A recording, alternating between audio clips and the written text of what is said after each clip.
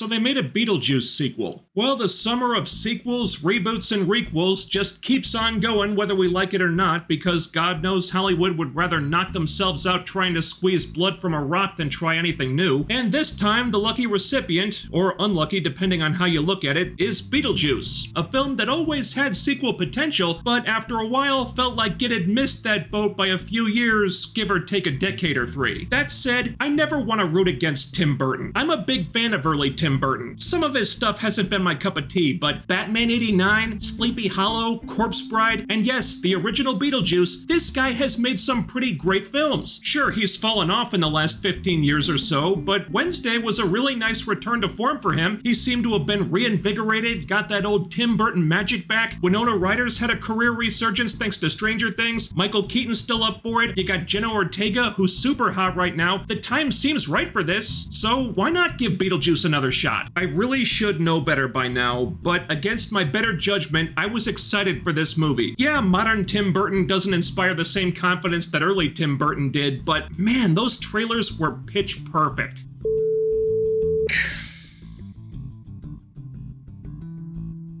I wanted so badly to like this movie, and there were moments when I did. That's the bitch of it. There are things to like here. A lot of surface level details that the movie absolutely nails. The original cast all slipped back into their old roles and looked like they were enjoying themselves. Nobody's phoning it in here. They did a fantastic job recreating the old sets, and they spend a lot of time in the afterlife in this one. The sets for that are really kooky and fun. Burton's always been really good with aesthetic stuff like that. Danny Elfman's back doing the music. I loved hearing the Beetlejuice theme again, and Jenna Ortega playing Lydia's daughter. That's not stunt casting, that's as perfect as casting gets. Now, you could argue that she wasn't used very well, but the casting itself was downright brilliant. If Lydia Dietz ever had a daughter, she would be Jenna Ortega, so I love that idea. I also thought they did a great job recreating the visual style of the original film. There's a lot of puppetry, a lot of makeup, prosthetics, and practical effects, and not that much CG at all. So it's made with a lot of retro techniques,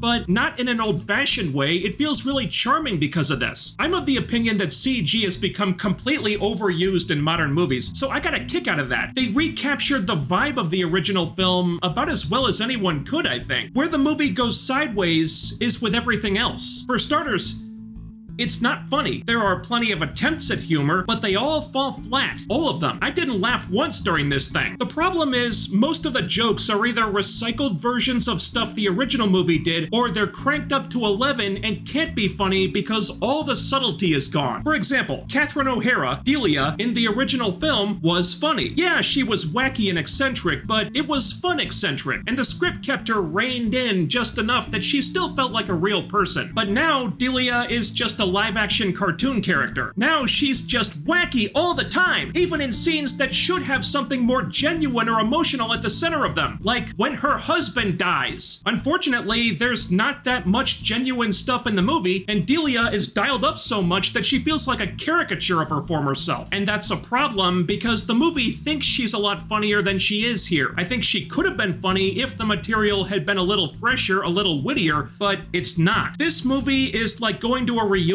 concert for a band you loved when you were a kid. At first, it's really nice seeing them again, playing the greatest hits, and they still sound good. They're not playing out of tune or anything, but something's off. That old spark just isn't there anymore. They play some new tracks, but the songwriting seems lazy, like their hearts weren't really in it like they were back in the day, and you get the sense that they're not trying to blow the audience away here. They're just kind of goofing off and having fun playing one more gig together. That's what this felt like. You've got a really talented cast here, but they're stuck with writing that doesn't do justice to their characters, the story, or the original film. Another problem is that Adam and Barbara, the Maitlands, are gone now. They get a mention, but they're not in the movie. They've been replaced by a whole bunch of new characters, and with the exception of Jenna Ortega, the film doesn't seem to know what to do with any of them. You've got Willem Dafoe playing some weird undead actor turned ghost cop. He gets a bunch of scenes that go absolutely nowhere. Monica Bellucci has a role that seems like it should be really important, but then she's only in a handful of scenes and doesn't even really affect the plot that much. Frankly, you could cut these characters out of the movie altogether and not lose a damn thing. Same deal with Justin Theroux. He has a storyline with Lydia, and it's the most boring thing in the entire movie. I wanted to fast forward through every scene he was in. I kept wondering, why are we wasting so much time on this guy? It's so obvious that Lydia barely likes him at all. And he's another one where if you get rid of him, the story doesn't even really change that much. So why the hell did we need this? One new character who kind of has some relevance in the story is this boy in town that Jenna Ortega's character Astrid meets. He's not that interesting, but the plot has a use for him, at least for a while, and this character is treated like he's important until you find out what the real reason for him being there is, at which point the movie just drops him, literally, and never mentions him again. It's as if they were building up to something with this guy, and then halfway through, the movie just changed its mind and told him to GTFO. And that's something the movie does a lot. On paper, you'd think these new characters would be important to the story. They seem like they should have a role that means something, but they don't. If they affect the plot at all, it's really just utilitarian stuff that ultimately doesn't matter that much. It really does feel like the script was rewritten multiple times, and each of these characters are holdovers from a previous draft who are still there despite the current version of the script not really having a use for them anymore. And that leads me into what I think is the biggest issue with this movie. It doesn't know what's really important and can't focus on anything. Beetlejuice doesn't really have one cohesive story. It's more like a weird collection of subplots that don't mesh well together and don't amount to very much. You've got the ghost cops. You've got Monica Bellucci and how she factors into the backstory. You've got Delia off on her separate thing. You've got Astrid and the boy she meets. You've got Lydia and what's-his-face. Also, lest we forget, Beetlejuice is in the movie, and they try to tie everything into one singular narrative, but it really doesn't work, as evidenced by the fact that a bunch of these plots don't go anywhere or get dismissed like complete afterthoughts the second the story is done with them. It tries to do so many different things, and hardly any of it means anything, because every time there's a moment that should feel serious or somber or be emotionally impactful, the movie has no idea what to do with it. Like when Lydia finds out that her dad died, it's played for laughs. And there are a bunch of moments like that, moments that should make you feel something, but you don't, because the movie goes out of its way to treat these moments like they're not a big deal. But hidden in there, in between all the other plots, is the basis for something good. Something that really should have been the main focus of the movie, and the movie thinks it's the main focus, but it really isn't. It's Lydia having a strained relationship with her daughter and not knowing how to fix it. They're estranged, they're not on good terms because of the ghost stuff, because of Astrid's father, because of a lot of things. Now, why the movie couldn't ditch the 24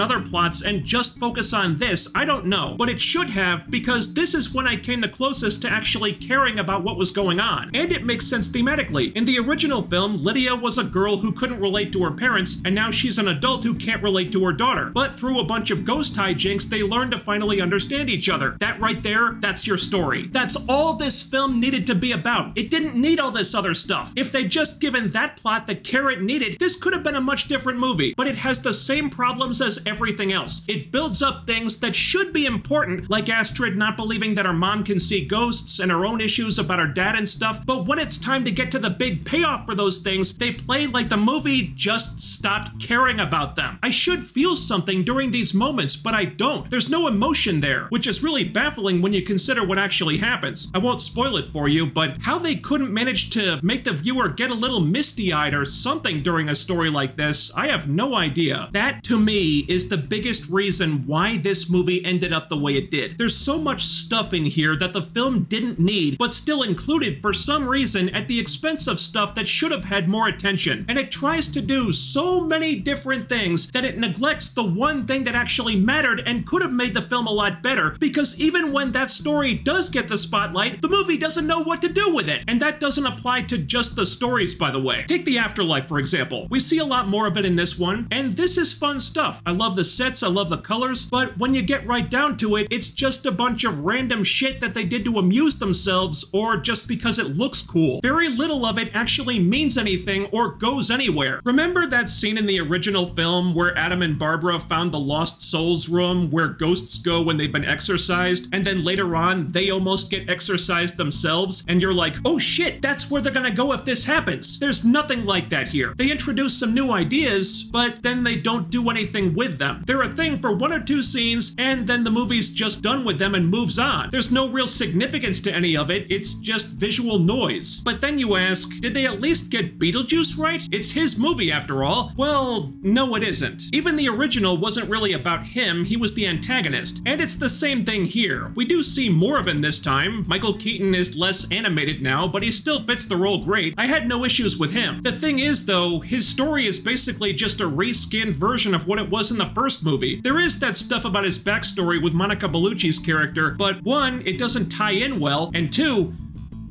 does Beetlejuice even need a backstory? I don't think people really care where Beetlejuice came from. We just want to see him being a chaos agent and stirring shit up. Maybe I'd feel differently if the backstory had been done better or felt more consequential, but again, it's one of those things that cuts right out and you wouldn't even know it was gone. Now, you do get Beetlejuice stirring shit up, but his shtick feels kind of tired now. Going back to the band metaphor, he's just playing the greatest hits. We've seen all this. I appreciate a good Easter egg, but there's not much that's new here, and the new things they do try don't really work. I wish I liked Beetlejuice more than I do, because it is a lot of fun to look at, and I really did enjoy seeing these characters again. But the movie never has a clear vision of what it needs to do. It tries to juggle so many things at once and can't seem to focus on the one thing it really needed. The jokes feel awkward and tired, and the cast tries hard to make them work, but they're let down by an unfocused script that can't decide what's really important in this story and drops the ball every time it tries to figure that out. Man, this was disappointing. With a few tweaks, this could have been a much better movie, and I was excited for this thing going in, but sadly, there's no daylight coming, and after watching Beetlejuice,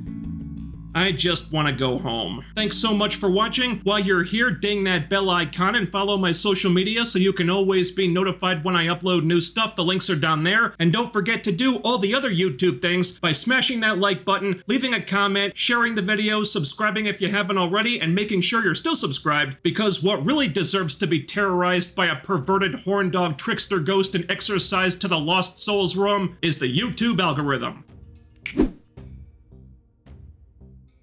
That's all for now. I'll be back with more soon. Take care, stay tuned. I'll see you next time.